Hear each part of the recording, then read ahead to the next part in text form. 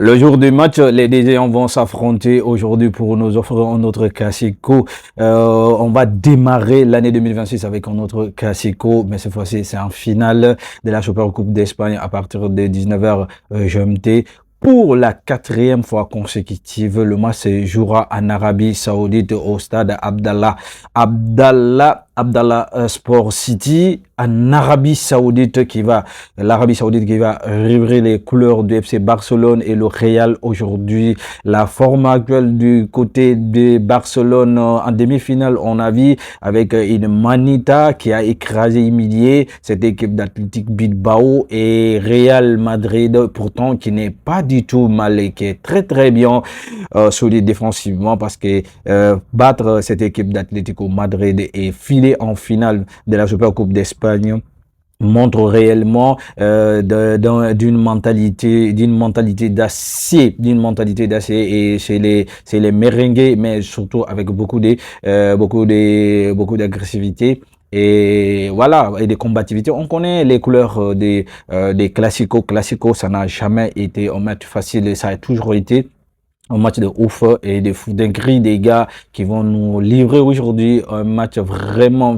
très spectaculaire qu'on attend de ces deux antagonistes aujourd'hui. On nous a annoncé que Kylian pourrait bel et bien participer à cette festivité de la finale de la Super Coupe d'Espagne. Est-ce que c'est vrai ou pas? Est-ce qu'on est en train de prendre des risques?